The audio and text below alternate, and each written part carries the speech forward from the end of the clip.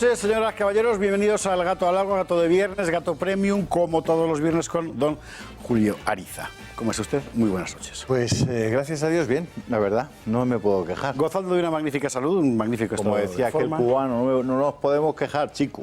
Eso se lo decía en que... Es que no se podían quejar porque lo que exactamente, ahí estamos. Bueno, nosotros no nos podemos quejar por razones diferentes. Pero la vida nos sonríe. Nos sonríe, sobre todo nos sonríen ustedes, que es lo más bonito que hay. Y se lo voy a decir, efectivamente, y se lo voy a decir por lo del Club de Amigos, que realmente cada vez es de verdad, mil gracias. O sea, es emocionante que cada vez que hacemos un llamamiento para que se enganchen los espectadores de Intereconomía a nuestro club, vengan por cienes y cienes. Eso es una auténtica maravilla. Les agradecemos que no lo hagan todos el mismo día, porque así no podríamos hacer este llamamiento más veces ya. También de verdad. Y así lo hacemos para que sigan animándose y llamándonos, porque nos da una alegría enorme y porque están haciendo posible que yo creo que ya en muy pocos meses habremos cumplido el objetivo. Sí, ¿eh? Sí. El objetivo es ser enteramente independientes, poder mantener esto siendo enteramente independientes, enteramente poder no, seguir siendo dependientes de ustedes. Exactamente, y depender solo de nuestros espectadores, cosa que sería la primera vez que ocurre en la televisión mundial. Sí, es una experiencia muy interesante, porque además, claro, te condiciona muchísimo, porque dices, oye, a ver, ¿por qué estamos haciendo esta televisión? ¿Y para quién? ¿Qué razones tenemos para estar aquí y hacer el esfuerzo que hace toda la gente que trabaja aquí? ¿Por qué? ¿Por qué razón? ¿Cuál es el fondo de eso, ¿no? Y hay un servicio a España, sin duda, y un servicio a la sociedad. Y hay muchas personas, y a ti te pasará también, que cuando nos encontramos con ellos en cualquier calle, en cualquier restaurante, en cualquier lugar, nos dicen, lo que hacen ustedes es muy serio, ¿no? Es muy trascendente para España. Es decir, es una misión que vale la pena. Y eso solo es posible si ustedes nos apoyan y están con nosotros. Por eso sus llamadas son para nosotros una bendición. Así que empezamos directamente con reclamaciones del amigo del Club de Amigos. Una muy concreta que me llamó mucho la atención. Un señor que estaba muy enfadado porque, hablando del País Vasco, dijimos País Vasco en lugar de Vascongadas Euskadi. Bueno, Euskadi es un término de euskera reconstruido. Sí. Vascongadas es un término antañón, que en realidad no mucha gente entendería, pero sobre todo, el argumento era que País Vasco significa dar carta de naturaleza nacional a las Vascongadas, cuando país no hay más que España. No es así. Con todos los respetos, país es un término puramente geográfico, territorial. Cuando usted va al mercado y compra salchichas del país, ¿verdad? Pues es eso. El término político es nación y Estado. Sí. Pero no país. País es un término, en fin, que se puede utilizar para mil cosas. El país de Gales, yo qué sé. ¿Verdad? Es decir, que cuando hablamos de País Vasco, evidentemente no lo hacemos para considerar a las Vascongadas, a Euskadi, una nación, sino porque pues, el uso convencional. Queda claro del asunto, espero, en fin, pero es una de estas polémicas sobre la lengua que al final la gente siempre te dice, a mí me gusta llamarle cual? Provincias Vascongadas, pero ya. Me divierte además. Habría que recordar de dónde viene todo aquello. Son provincias vascongadas. Recuerde usted que en realidad los vascones, propiamente dichos, somos los navarros, que es donde se instalaron las tribus de los vascones. Y no todos, ¿eh? Y más al oriente, más al occidente, se instalaron los bárdulos, los caristios y los autrigones. Sí, señor. No los vascones. Así que nos han robado nuestros hermanos vascongados, nos han robado hasta eso. Y ahora quieren nuestras verduricas. Y ahora quieren las verduricas y muchísimas más cosas. Y el terreno, y el territorio. Claro, sí. Lo que han... El estatuto que andan pergeñando PSOE, PNV y Podemos, que ya les vale. Pero no quieren la lealtad que siempre hemos tenido los navarros con España. Los navarros y los vizcaínos y los guipuzcoanos y los alaveses. Sí. Hay una cosa que, ya que hablamos de derechos históricos, que ahora de este asunto, una cosa muy interesante que recordar. Cuando se les plantea a los alaveses, guipuzcoanos o vizcaínos optar entre la corona de Navarra y la corona de Castilla, todos eligen unánimemente Castilla, pero sin dudar un momento. Estamos hablando del siglo XIII, o sea, 2 siglos antes de que Navarra fuera conquistada por el duque de Alba en 1512. Bueno, en realidad Navarra se rindió. Esta es otra historia, pero bueno. Sí, pero quienes se sumaron alegremente y confiadamente a la corona de Castilla fueron los vizcaínos, sí, el Jaún Suría, el señor de Blanco, los guipuzcoanos y los alaveses. ¿Y por qué? Pues porque la corona castellana, a pesar de la atmósfera de opresora con la que le ha rodeado la neohistoria, garantizaba mucho más las libertades locales que la corona navarra, que era mucho más centralista. En fin, así está la historia de verdad, luego está la que nos cuentan. Este es otro... Sí, pero a ver si hay manera de que, por lo menos poquito a poco, ¿verdad?, se vayan enterando. Bueno, ¿no? Digo yo. Exactamente. Lo mismo pasa con lo de la cosa climática y la cumbre que ha empezado en Madrid. A ver, esto del clima. Si quieres que hablemos del clima, José Javier, me tienes que explicar cuáles son los dogmas. O sea, ¿qué es lo que tengo que creer? Ah, amigo mío. Vamos a ver. Vamos a ponerlo negro sobre blanco. ¿Cuál es el dogma? Es decir, ¿qué es lo que aseguran que es así científicamente? Lo que aseguran que es así científicamente no, políticamente, claro, que ese es el tema. No lo pueden asegurar políticamente porque es un asunto científico. ¿Cómo que no? ¿Cómo que no? Es ciencia lo que el político diga. No, hombre, entonces nada. Hombre, claro. Entonces nada. Pues es que precisamente ahí es donde está el problema. Claro. Pero entonces, ¿qué aseguran ellos? Ellos aseguran que ¿Qué? Si seguimos produciendo CO2 en grandes cantidades, todos nosotros, en realidad rara vez miran a quien más produce, que es a China, pero bueno, todos nosotros, sí, la temperatura del planeta aumentará en un marco que oscila entre 1 grado y pico y 3 grados de aquí a 20-25 años, lo cual significará el colapso inmediato de la vida sobre la Tierra. ¿Así? El hundimiento, mejor dicho, la inundación de enormes zonas costeras hoy habitadas. Pero si en el 2000 había un informe colapso... de la ONU que decía que en el 2020 las playas del Mediterráneo estarían todas anegadas. Y de hecho están anegadas de turistas, mira, ahí está. Claro, bueno, y para lo cual nosotros tenemos todos que obedecer las consignas de la ONU, es decir, de los grupos transnacionales que controlan la ONU en materia de política energética. A ver, el CO2 claro, es el dióxido de carbono, ¿no? Dióxido de carbono. Dióxido de carbono. El dióxido de carbono es por saber, solo. No es por ponerle a usted ningún aprieto. ¿El dióxido de carbono no es eso que emiten las plantas por la noche? Pues nitrógeno. No emiten CO2. Todo emite dióxido de carbono.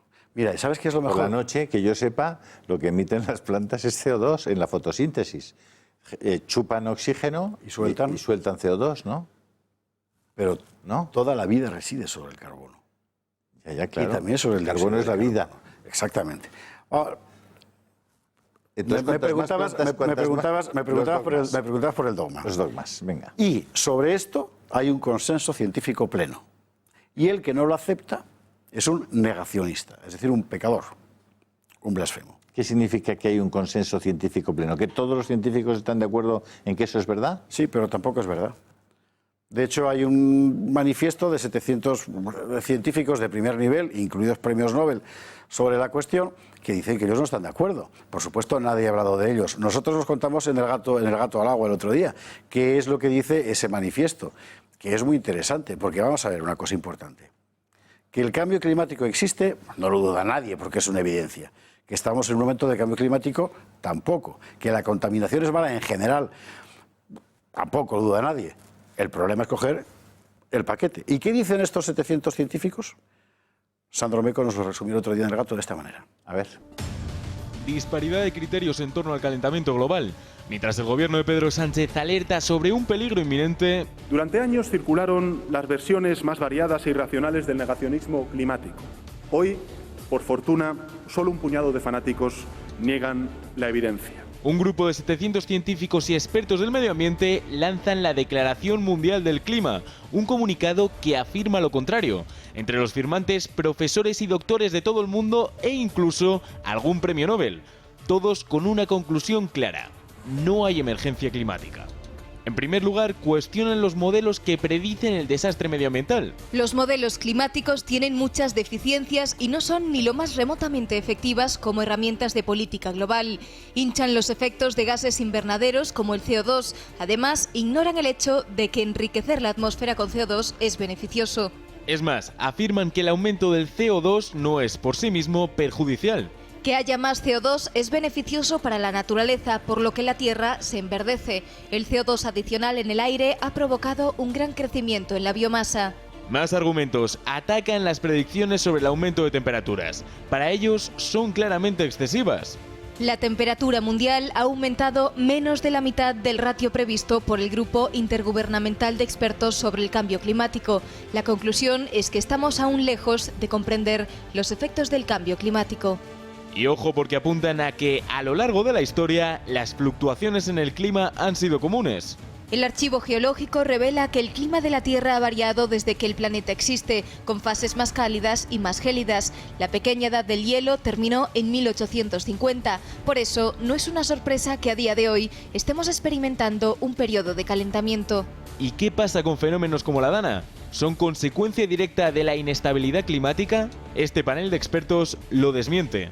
No hay ninguna evidencia estadística de que el calentamiento global esté intensificando o aumentando la frecuencia de los huracanes, inundaciones, sequías y desastres naturales de este tipo. En conclusión, 700 expertos de todo el mundo aseguran que no debemos preocuparnos. En caso de que nuestro planeta llegue a una situación límite, habrá tiempo para reaccionar. No hay emergencia climática, por lo tanto, no hay motivo para el pánico y la alarma. Si surgen mejores propuestas, y lo harán, tendremos tiempo de sobra para reflexionar sobre ellas y adaptarnos. El objetivo de la política global debería ser el de prosperidad para todos, ofreciendo una energía asequible y segura en todo momento. Bueno, y esta es la clave de la clave de la cuestión. Es decir, esta gente no niega el cambio climático, porque es una evidencia, efectivamente. Lo que niega es el relato que se ha construido desde los poderes transnacionales. Relato que al final nos lleva a dos puntos concretos. Uno, todos los gobiernos del mundo deben seguir las políticas que ellos nos mandan. Segundo, todos los ciudadanos del mundo deben seguir la doctrina que ellos nos imponen. Han conseguido el totalitarismo perfecto. Sí, que es matarnos por nuestro bien. Pero fíjate, aquí me parece que probablemente lo más importante de lo que estamos comentando es que haya habido 700 personas capaces de firmar un manifiesto saliéndose de la corriente general, ¿no? Sí, ya ha habido más. Hace poco en Italia un centenar de geólogos, claro, por ejemplo. Algo empieza a moverse, porque claro, yo creo que hay un punto en el que ya la gente, su silencio es muy negativo para el conjunto de la sociedad.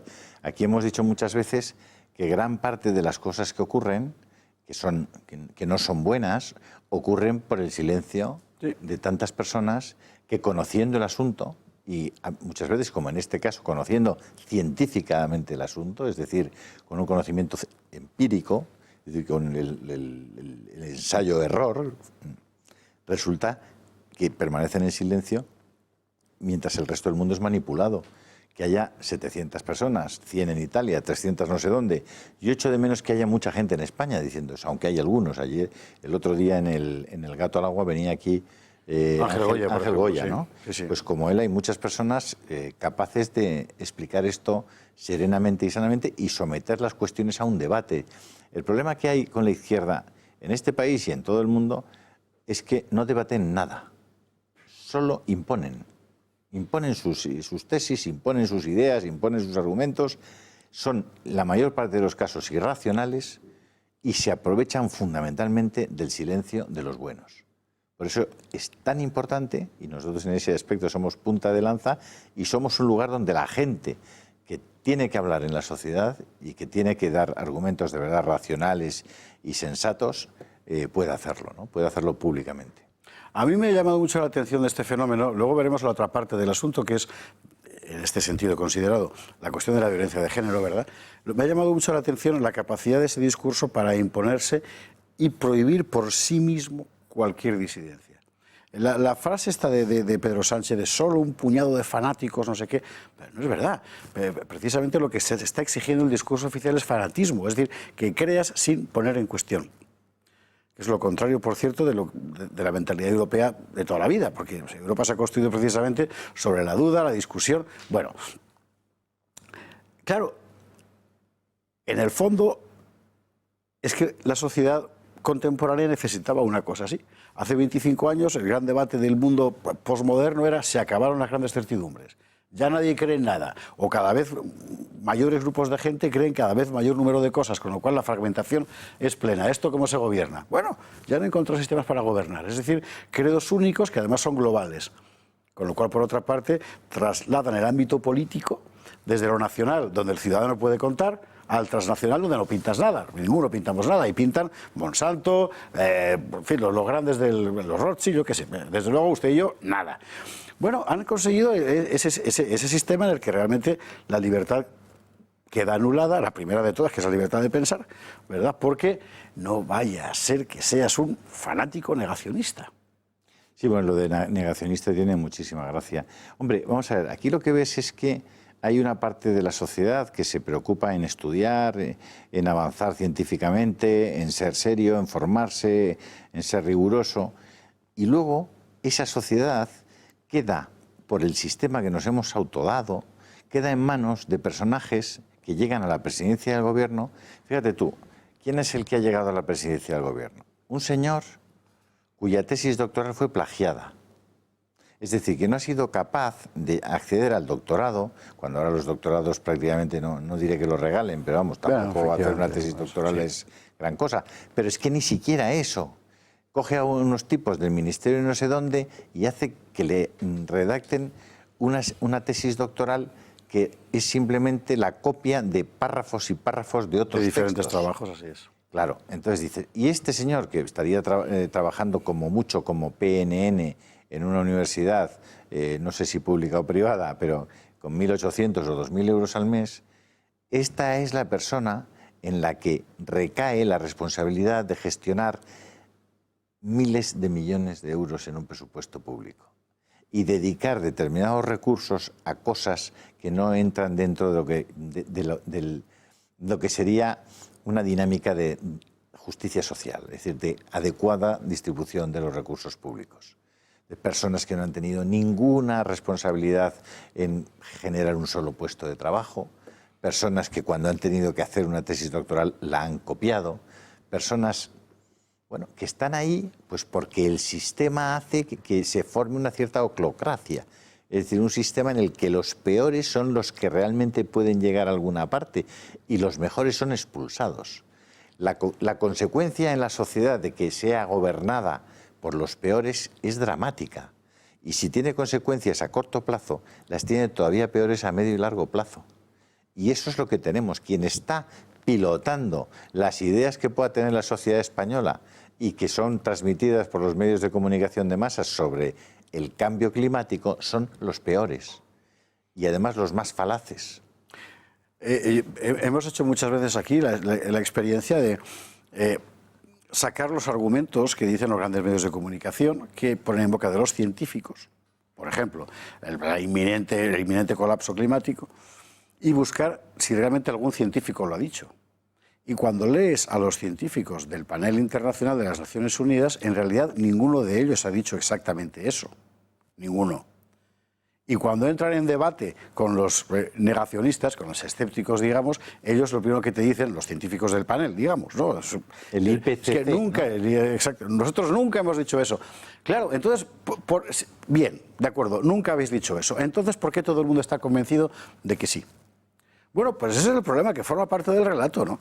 Y en esas estamos como estamos. Lo de Sánchez tiene mucha gracia. He rescatado, lo he subido a Facebook porque me ha hecho mucha gracia, el editorial aquel del País en el año 16, que decía, Pedro Sánchez es un insensato sin escrúpulos. Decía tal cual, en la frase. ¿Ah, sí? Sí, está muy bien. La he subido, sí. Pedro Sánchez es un insensato sin escrúpulos. Es lo que el País decía, en un editorial, nada menos. Son palabras fuertes, ¿eh? Un insensato sin escrúpulos. O sea, no puedes llamarle a nadie nada peor. Bueno, pues bien, esa era el juicio del País en el año 2016 sobre Pedro Sánchez. Tendrán que ir cambiando de juicio. Bueno, ya han ido cambiando de juicio. Pero la gente tiene memoria de pez, es igual lo que lo que llaman el IBEX, ¿no? 35, ¿no? Que ha ido también, pues que fue probablemente el artífice de la salida de Pedro Sánchez y que ahora pues tendrá que pasar por el aro de un presidente del gobierno que no va a ser precisamente proclive a hacerles muchas carantoñas, ¿no? Las orcas caudinas, que decía el otro. Bueno, veremos, porque al final aquí el IBEX que estamos viendo, ¿qué es? ¿Qué es el IBEX? Iberdrola.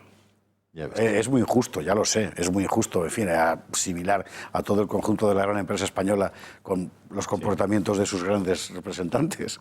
Efectivamente. ¿Sí? ¿Es muy injusto?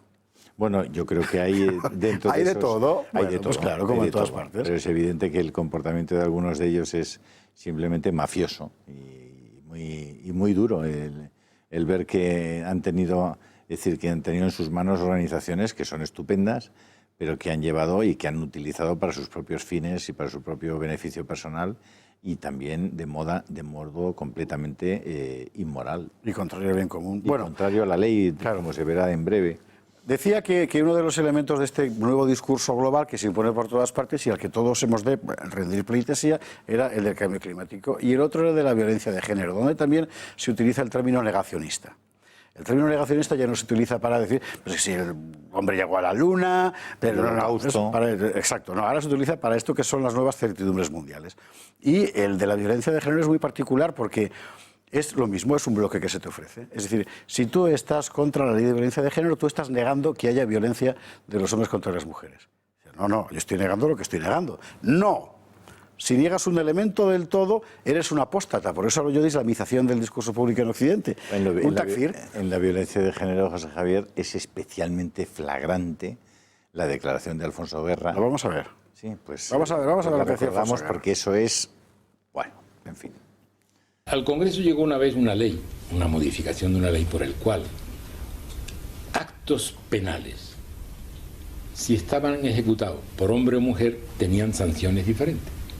Y dice, pero esto está en contra del artículo 14 de la Constitución. Esto no puede ser. Es que hay más casos, hay mucho más. Ya sé que hay mucho más, pero eso no cambia la tipología del delito. No puede ser. Se aprobó. Entonces, alguien lo presentó al Tribunal Constitucional. Yo hablé con el presidente del tribunal. Le dije, oye, era una persona conocida. Le dije, esto ha ido al tribunal. Lo declararé inconstitucional. Hombre, esto es inconstitucional, absolutamente, claro. Me quedé tranquilo. Salió la sentencia, es constitucional. Le dije, pero bueno, tú sabes la presión que teníamos. ¿Cómo podíamos soportar esa presión? No puede ser así, no puede ser. A mí me parece absolutamente injusta esa sentencia. Hay que acatarla, porque la democracia es así, los jueces han dicho eso, así es. Esto lo decía Alfonso Guerra hace exactamente una semana.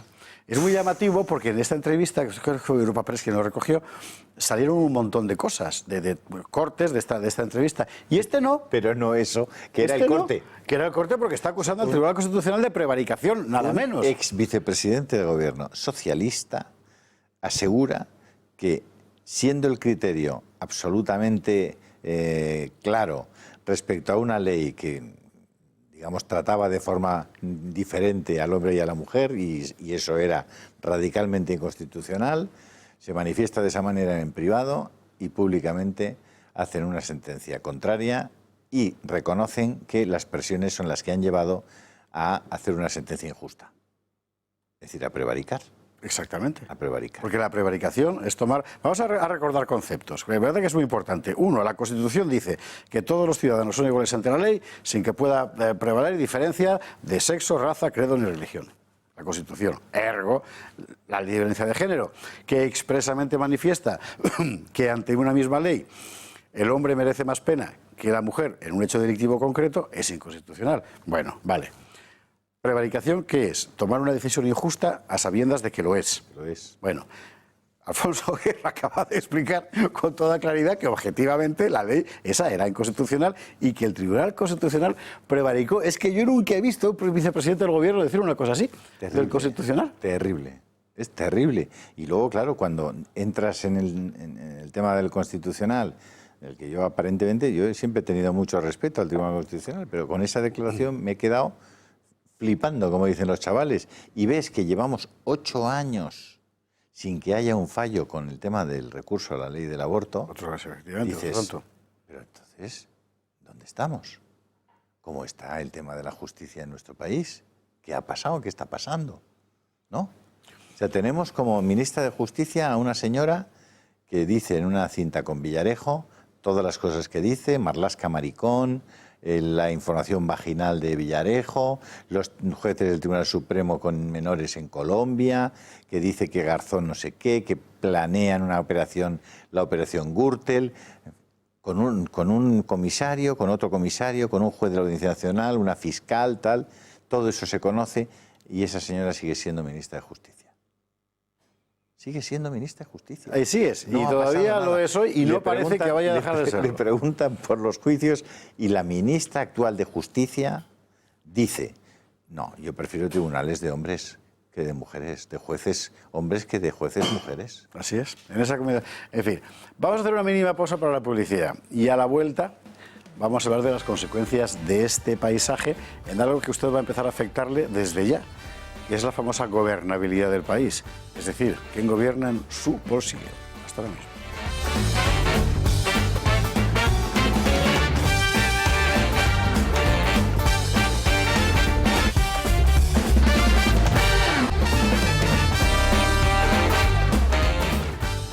Estamos de vuelta en este Gato Premium, Gato de viernes. Estábamos hablando del paisaje y del paisanaje. El paisanaje es el que le va a gobernar a usted y a todos, si nadie lo remedia. El paisanaje era el que el otro día manifestaba sus virtudes en el Congreso de los Diputados en la jornada de arranque de la legislatura. Creo que vale la pena recordar un poco lo que pasó. Primer día de cole para los señores diputados. Una vez más se constituyen las Cortes en este curso de la 14ª legislatura. Los diputados más aplicados, los más madrugadores, los de Vox, que con algo de tensión y algún que otro empujón, buscan ocupar el mejor pupitre de la sala en todo el centro. Un duelo con los de Ciudadanos, que le quitan el sitio al final a Unidas Podemos. Pero el profesor de la clase, el histórico Zamarrón, no ha defraudado a nadie. Al inicio, con todos en sus puestos, se ha puesto en pie, se ha abrochado la chaqueta y con cabeza gacha ha hablado. Pido perdón al pueblo español, soberano único, por el incumplimiento en la 13ª legislatura del trascendente mandato constitucional de otorgar gobierno a la nación. Pero no descarten que tenga que pedir perdón también por la 14ª. Como en todos los cursos, siempre hay alumnos rebeldes. La diputada de Esquerra, Marta Rosique, se ha saltado las normas antes de leer a los diputados electos. Junqueras i Vies, Oriol. Forni Xarel·lo, Joaquim. Turull i Negre, Jordi. Sánchez Piñol, Jordi. Esquerra Republicana da la nota, pero Zamarrón no lo permite. Tiene su razón en que los nombres pronunciados previos al del diputado Ábalos no corresponden a diputados electos. Y cuando se comienza a votar, a la presidenta del Congreso un tropezón lleva a la socialista Adriana Lastra a bajar las escaleras del hemiciclo, pero con esguince de tobillo. Doña Adriana Lastra, por favor, no traiga usted el voto. Permanezca, si es que va a permanecer en la sala, sentada, que iremos a recogérselo. Si no, salga, que la atienda en un momento y esperaremos hasta el final para su voto. Y continúa la sesión con la visita del presidente a los escaños de quienes no han podido subir a votar. Lastra, claro, Pablo Echenique, que se encontraba en la parte inferior del Congreso, y Macarena Olona de Vox por estar embarazadísima. Pero vaya, parece que alguien más no ha votado. Señoría, acérquese a identificarse para proceder a recoger su voto. Perdónenos, perdónenos, porque no sabe más el demonio por viejo, sabe menos. La diputada de la CUP, a la que parece que la educación y bromas de Zamarrón no le hacen ninguna gracia. Aunque miren, total, esto es lo que han votado los independentistas en sus sobres: libertad para sus compañeros que se encuentran en prisión. Un primer día de clase con lesiones, empujones, rabietas y también primeros amigos, porque lo del buen rollismo de Irene Montero con la bancada socialista no ha sido normal. Miradas cómplices, gestos, sonrisas. Esta legislatura promete. En fin, al margen del chiste de que Adriana Lastra ha empezado la legislatura con mal pie, que ha hecho todo el mundo ya, como es lógico, porque hay cosas que se ponen solas, y de la compostura antañona del señor Zamarrón, que al fin y al cabo tiene un momento de cada legislatura, o sea, que una voz de radio. Una voz maravillosa. Qué envidia de voz. Sí. Quizá con lo que hay que quedarse desde el punto de vista del ciudadano, es decir, del que paga el sueldo de toda esta gente. Sí. Es con el sueldo hecho que no tendrían en ninguna otra parte, por cierto. Ciertamente. Hay muy poquitos ahí dentro que si volvieran a sus actividades normales, a sus actividades civiles, no políticas, ganaran la mitad de lo que van a cobrar en ese hemiciclo, con lo cual las posibilidades de que quieran salir de ahí son muy pequeñas. Exactamente. En fin, bueno, no es como Trump. Bueno, pues esta gente, resulta que una buena porción de ellos conspiran abiertamente, digo abiertamente, es decir, no es ningún secreto, si te lo ponen en las papeletas, ¿verdad?, contra la Constitución y el orden político que justifica su existencia, su estancia allí. Ah, serán de extrema derecha, entonces. No. Si hacen eso, ¿no? ¿Ya ves? Ahí está la cuestión. Ah, no son de extrema derecha. No. Son de extremo en general.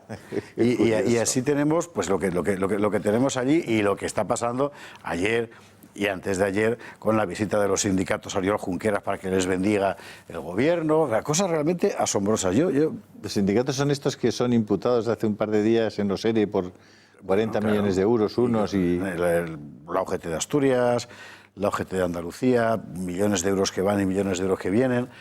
Y por cierto, una de las personas que hemos visto allí sentada en la bancada socialista, la ministra Carmen Calvo, que podría ser imputada también por que formaba parte del gobierno que firmó esas ayudas, ¿no?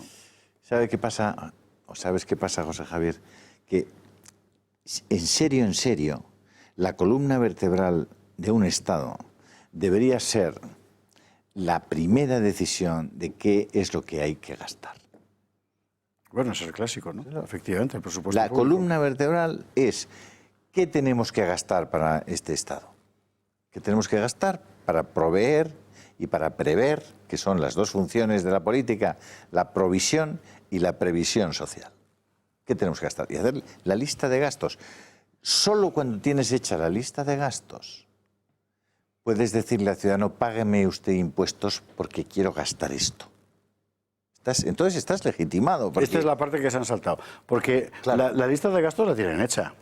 ¿Y cuáles son las preferencias de gasto también? Ese es el problema. Pero no la cuentan. Resulta que la lista de gastos, la preferencia en la lista de gastos es aquellos gastos que permiten sostener el sistema de los que están haciendo la lista de gastos. Ese es el problema. Entonces, claro, así no vas a ningún lado. Ese es el problema, que está corrompida la lista de gastos.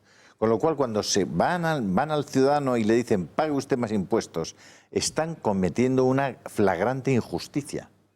Muchos de los impuestos que se pagan no deberían pagarse, porque van a proveer necesidades que no son tales. Cuando nos dice el Tribunal de Cuentas que hay 14.000 millones de euros en subvenciones no controladas, no justificadas, están diciéndonos algo gravísimo. Sí. Y que debería acaparar la atención y las miradas de todas las televisiones, de todos los medios, poner la lupa sobre eso y venga, vamos a por esos 14.000 millones. Porque 14.000 millones de euros suponen tantísimas cosas. Suponen las pensiones, suponen el mantenimiento del estado del bienestar, suponen la atención a las necesidades de los más vulnerables, de los más viejos, de las mujeres embarazadas, de las personas que necesitan apoyo social. Bueno, esos 14.000 millones deberían ser nuestro mayor desvelo. Y esto no es populismo, ni es demagogia, ni es el chocolate del loro. Por favor. Porque es que este loro se pasa todo el día comiendo chocolate. Es una bandada. Es una bandada de loros, ¿no? Es una cosa tremenda. Claro, no es populismo, bueno, igual sí es populismo en el mejor sentido del término, bueno. Porque de lo que se trata es de que el pueblo sea realmente soberano de algo, claro. A empezar por su dinero, porque son sus bienes. Claro.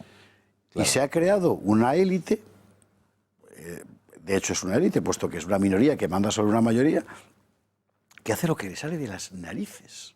Hemos visto el tema sindical, que es un tema gordísimo, pero hay comportamientos como, por ejemplo, el de Mónica Oltra, que no tienen otro sentido si no es en ese contexto.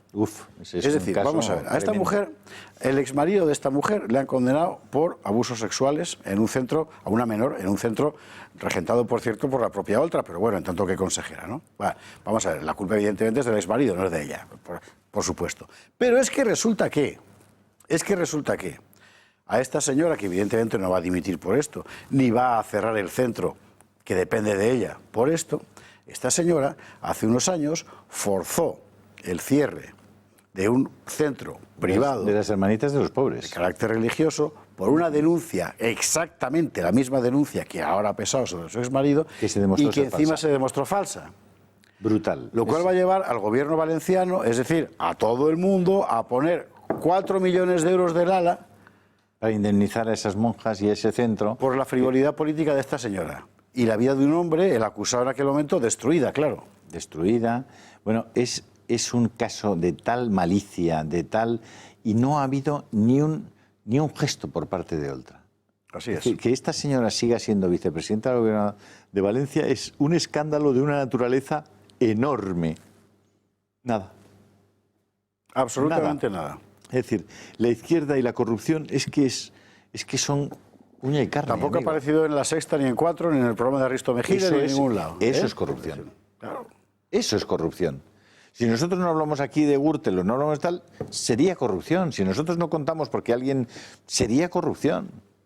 Pero estar todo el día pringaos en demoler las vidas, las reputaciones de tantas personas por el hecho de que no comparten sus objetivos o sus planteamientos ideológicos, y cuando el que ha cometido la atrocidad, todavía mucho mayor, porque es de tu planteamiento y de tu cuerda ideológica, no lo sacas, eso es una corrupción brutal, que es en la que están cayendo tantos y tantos medios de comunicación.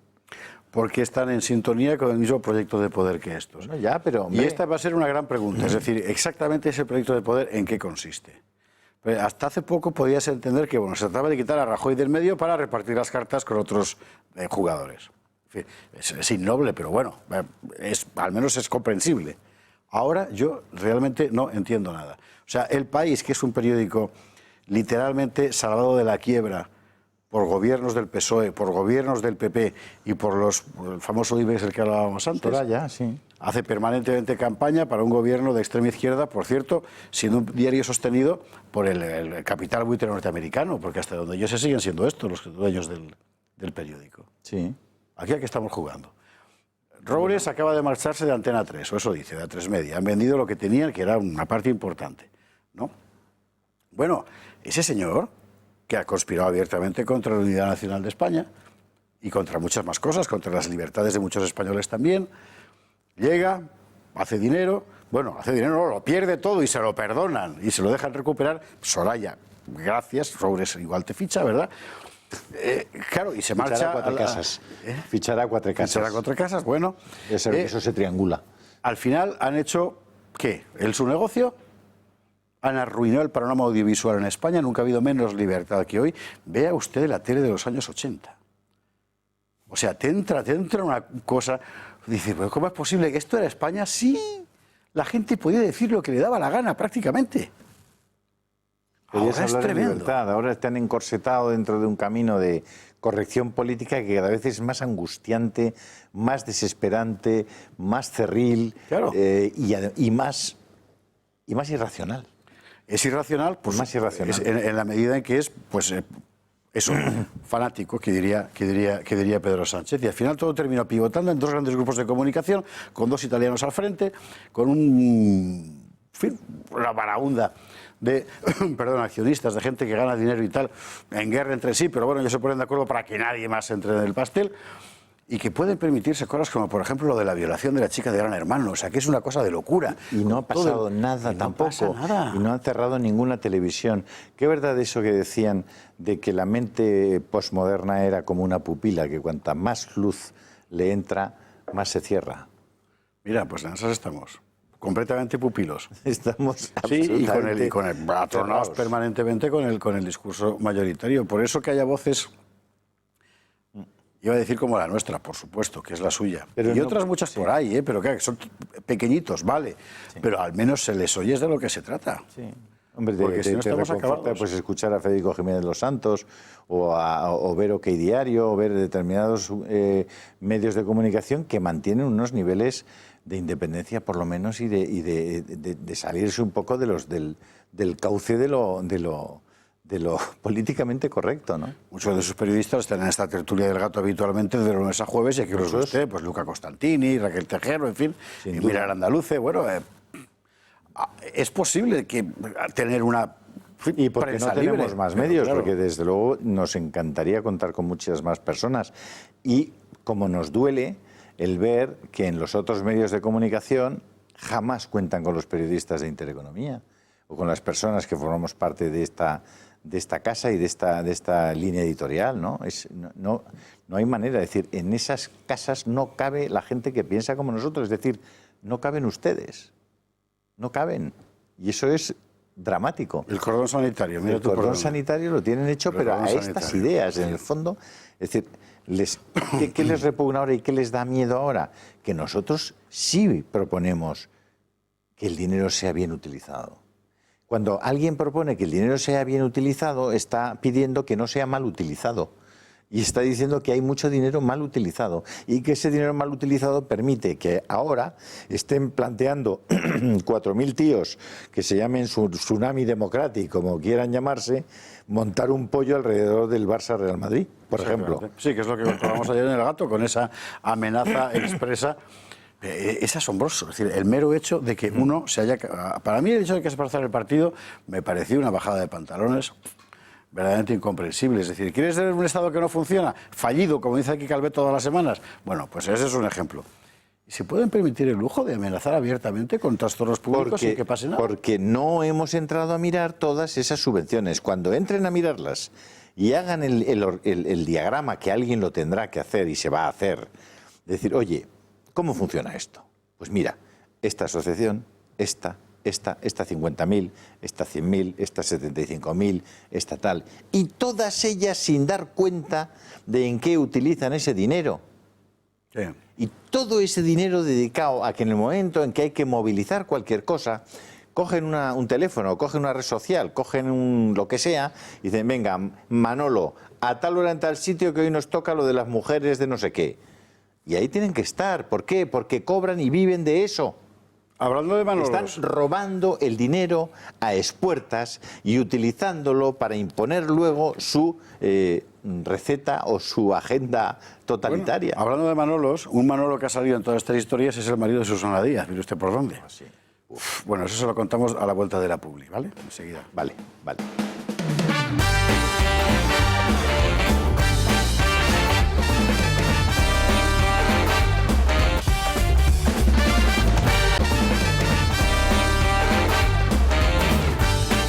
Gato Premium, Gato de Viernes, nos quedan unos 10 minutillos, una cosa así de programa, y querría yo aprovecharlos para recordarle por qué podemos estar donde estamos, que es gracias a ustedes. Y gracias en particular a los amigos que todos los días se suman al Club de Amigos de Intereconomía.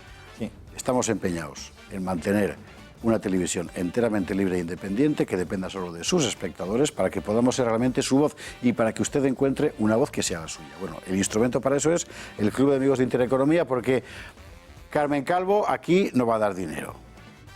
O sea que o lo haga usted o si no... No saben la alegría que nos producen cuando llegamos por la noche o por la mañana y vemos el listado de llamadas de todas partes de España diciendo quiero darme de alta de socio, quiero ser socio, quiero ser socio.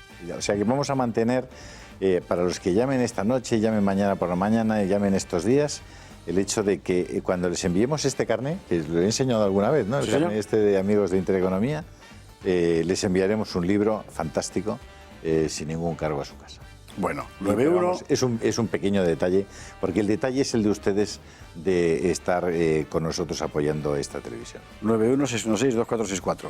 No se me ha olvidado lo de Susana Díaz, lo del marido va a ser el sieso, como decía ella. Bueno, es lo que pasa en Andalucía, es decir, empiezan a tirar de la historia de la UGT, de las ayudas no sé cuántos, de repente, plum, las nóminas del marido de Susana Díaz que las pagaban la UGT a través de esta desviación es todo. Si es que fondos. Es que es un... Es un atraco. Es una jeta. Sí. O sea, cuando piensas que Jaume Matas ha pasado 9 meses en la cárcel por una condena porque le pagó 1.500 euros a un periodista para escribirle un discurso. Eso, la audiencia de Mallorca lo consideró prevaricación. Le condena 9 meses. No había un caso en el que una condena de 9 meses se hubiera cumplido en la cárcel, porque si son menos de 2 años, no entran en prisión. Bueno, pues le metieron los 9 meses en prisión. Los 9 meses, porque pagó 1.500 euros a un periodista, no se lo quedó él, a un periodista para escribir un discurso. Y estos tíos se han llevado hasta las farolas, a su casa. No está ninguno en la cárcel. Pero es que Pujol no está en la cárcel. Es que los hijos de Pujol no están en la cárcel. Exactamente. Es que es increíble. O sea, cuando dices, pero ¿qué rayos pasa aquí? O sea, ¿dónde está la justicia? Pues ahí. ¿Dónde está? La justicia está en lo que está. Y sin fallo con el tema del aborto, el Tribunal Constitucional 8 años. ¿Pero qué rayos pasa? No van a decir nada. No. O sea, nada, no les importa que No, digamos dentro de 10 nada. años Saldrá un vicepresidente del gobierno, ya de vuelta de todo, como Guerra antes, a decir... Bueno, que me dijeron claro, que una cosa, eso era ¿no? inconstitucional. Es como está el asunto. En fin, bueno, lo del marido de Susana Díaz, a ver cómo acaba. No lo sabe nadie cómo va a acabar esa historia. Pues porque si son dos ahí lo nóminas, que ya hay. verá usted lo que hay ahí dentro. Pues es que están Pues ya empezando a estos sacar, 30 años y hacían lo pero que claro, les daba la gana materialmente. como lo de Laura Borràs. Bueno, Laura Ha salido Borràs, ahora. lo mismo. Pero ayer por la mañana era, tenías, en fin, de conversación con el gobierno, a ver si forman gobierno. Resulta que quien se va a apoyar el gobierno, Franklin Sánchez, es este personal. Laura Borràs incluida, claro. Y en Rufifler. Y el Rufifler. El Rufifler de Rufián. En Rufifler, ahí Rufifler. En fin. Que está ahí dando... Claro, al final le tiran huevos y tomates. ¿Cómo no le van a tirar? En fin. Le llaman Butifler. ¿Sabes que es porque viene espectador, aquí... ¿no? Del gato. ¿Qué va a ser espectador? Sí, hombre, sí. Pues que nos siga viendo. A ver Pero si- es que nosotros Lo que tiene que hacer es venir un día. hombre. Rufifler. Porque claro, vienen aquí a Madrid y se dan cuenta que esto, que es que aquí anticatalanes hay muy pocos. Lo que hay es antitipos como este, que vienen aquí a aprovecharse y a pasárselo fenomenal, van allí y parecen víctimas de no sé qué. Oiga, no sean ustedes tan hipócritas. Ay, en fin. Claro, Bueno, luego van allí, los pobres que están allí dando la cara, dicen, o sea, os enviamos a Madrid y en Madrid os lo paséis fenomenal.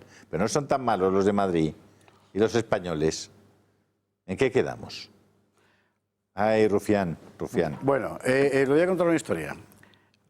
Ayer comí con un virólogo famosísimo, uno de los mayores especialistas españoles en SIDA, hepatitis, etc. Y me contó que hace muchos años fue al Parlamento de Cataluña a hablar sobre el SIDA y las campañas de prevención del SIDA. Yo era el presidente de la Tú comisión le en el invitaste Parlamento de Cataluña. a Vicente Soriano, sí señor. Sí, señor. Bueno, Tipo fantástico. fantástico. Y luego pues, dimos los que me ha dos dado una muchos charla en el recuerdos para Colegio ti. de Abogados de Pues ahí Madrid, estamos. de médicos de Madrid, y me alucina que me saque usted esto. Porque Vicente Soriano ha tenido una participación intensísima en mi último libro, mira tú por dónde. Yo le invité al Parlamento de Cataluña. Claro, y me lo ha contado, y me lo contó, y me lo Es contaba un ayer. tipo de primera división. Vicente Estaba Soriano... en el Carlos III, Sí, de señor. infecciosos. Estaba en el Hospital del Rey, ¿no? Hospital del Rey. Sí. Un tipo impresionante. Sí, señor. Ah, pues venga, cuéntame un Claro, poco. vamos a ver, Jérôme Lejeune, que es este señor, es un genetista francés que fue el que descubrió el origen genético del síndrome de Down. Hasta esa época, en los años 50, se pensaba que el síndrome de Down era algo misterioso y generalmente el plano social se le atribuía ciertas taras morales. Es decir, un niño te salía mongólico porque una vida viciosa era terrible, se puede imaginar. Bueno, lo que descubrió este científico francés es que el síndrome de Down tiene un origen que es genético, es decir, hay un cromosoma, el 21, que de repente un par se dobla y hace es una trisomía, es que se llama, bueno, la trisomía 21. Lo cual cambió completamente la perspectiva sobre esta enfermedad. Ahora bien, con un problema, él había descubierto esto para curar y de repente el mundo decidió utilizarlo para matar. Sí. Y entonces empieza la gran tragedia vital de este científico, de este sabio que se convierte Doctor al mismo tiempo, de Navarra, por cierto. Señor, que se convierte al mismo tiempo en uno de los nombres centrales de la genética europea. Y no sé si ya en proceso de canonización. Está ahora mismo. Ya está en proceso de canonización. El único gran genetista que no ha obtenido el premio Nobel porque no quiso renunciar al carácter moral de su descubrimiento. Efectivamente. Entonces, tiene una vida absolutamente fascinante, porque pasa por todo. Es decir, está el día del atentado contra Juan Pablo II, él come con el Papa. Y según se marchan a Roma de nuevo, él con su mujer disparan contra el Papa, ¿no? Bueno, y es sobrecogedor porque mientras están operando al Papa de los tiros en el intestino que tenían, a Lejeune le entra un cólico intestinal brutal. No exactamente intestinal, del conducto de la vesícula al intestino, de tal forma que están siendo los dos intervenidos al mismo tiempo en el mismo... No lo es una sabía. cosa increíble, lo de Jérôme Lejeune con Juan Pablo II. Es un libro que se llama Jérôme Lejeune, Amar, Luchar, Curar. Sí, señor. Y es de José Javier Esparza, así que ¿qué quieren que les diga? Y es toda la historia... ¿Dónde lo pueden encontrar en cualquier librería, en realidad. Pues vayan a cualquier librería, al Corte Inglés, que a mí me encanta el Corte Inglés. Seguro que sí. Y en el Corte Inglés es de la editorial de Alex Rosal, de Libros Libres, que es otro fenómeno, al que desde aquí le envío un abrazo porque poca gente en España está haciendo... De esa gente que está haciendo cosas buenas, por hablar alguna vez, ¿no? Y decir, oye, vamos a hablar también de gente buena. Alex Rosal. un empresario que tiene un portal en internet que se llama Religión en Libertad, maravilloso, y que además compromete su propio patrimonio, su trabajo, toda su vida en hacer cosas buenas, como editar libros como este. Yo se lo recomiendo este libro. Alex. En fin. Vamos, como les recomiendo, fíjate, nunca tengo tiempo ni la oportunidad de decirlo. ¿Ven ustedes los anuncios que hacemos aquí de algunos restaurantes en Madrid? Por ejemplo, el Iyumbe en la Castellana o en Alcobendas, el restaurante Portonovo, el restaurante Kionsui también en La Moraleja. No sé, yo creo que tenemos aquí pues unos cuantos, Casa Rafa, por ejemplo, ¿no? Y una cosa que quiero decir, cuando vean algo anunciado aquí, créannos que es una buena cosa.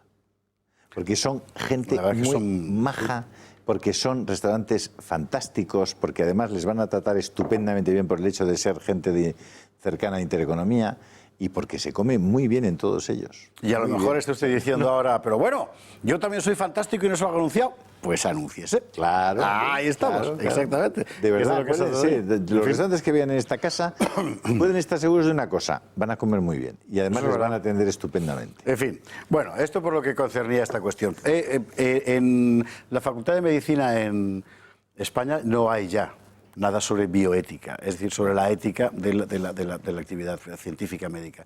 Del mismo modo que en las facultades de Derecho ya no hay derecho natural. Es decir, en qué fundamentos se basa la ley para ser justa en sí misma. Es muy interesante porque hemos construido un mundo donde, vamos a ver, todo aquello que da razón de lo que es bueno y por qué, se ha eliminado. No vaya a ser que alguien lo estudie y se ha sustituido todo por un mero protocolo técnico. Sí, que cambia. Y usted dirá, bueno, eso es una cosa de intelectuales. Pues no, porque cuando usted va al hospital a urgencias y lo que se encuentra es un chaval, o un señor, o señora, o chavala, me da igual, que ha terminado su carrera con toda seguridad, y cuando va usted a contarle sus penas, lo que se encuentra es una máquina expendedora de protocolos, que cuando llega la hora se va a casa, no vaya a ser que un sindicato la denuncie, eso es, porque ese ya no es un médico como lo eran hace solo medio siglo. Es un técnico, seguramente excelente, pero es un técnico. Y cuando se encuentra usted un tribunal que decide conforme a la letra de algo, una atrocidad, eso es porque ya no son juristas, son técnicos de técnica jurídica. Por eso es tan importante no perder la referencia moral en el sentido filosófico del término de las cosas. Porque ha habido una inversión en el sentido de decir, vamos a ver, ¿la referencia es una referencia fija o es una referencia mutable? Si es una referencia fija, vamos a aceptar aquella que proceda de nuestra propia naturaleza. Es decir, el derecho natural o la ley natural, como los 10 mandamientos, no es una imposición del creador a la criatura, sino que es la descripción del código con el que ha sido creada esa criatura, y que si te sales de ella, la criatura no puede realizarse ni puede ser feliz. Es que son las condiciones de supervivencia, son las condiciones de supervivencia del género humano y de la pero naturaleza. Porque el ser humano es como es, no es como a la gente le gustaría que fuera, sino simple y sencillamente como es. Nos quedan 20 segundos de programa. Los quiero utilizar para recordarle que tenemos nuestro digital, rebelionenlagranja.com, además del Toro TV, donde están nuestros vídeos, los programas y tal, rebelionenlagranja.com, que es nuestro periódico digital. Y lo donde además escribe Carlos Esteban, que me lo ha recordado hace un rato, dice, no solo escribes tú y Esparza. Carlos Esteban, ¿cómo te queremos? Sí. Y ustedes también, muchísimas gracias por estar ahí. El lunes, Majatolagua.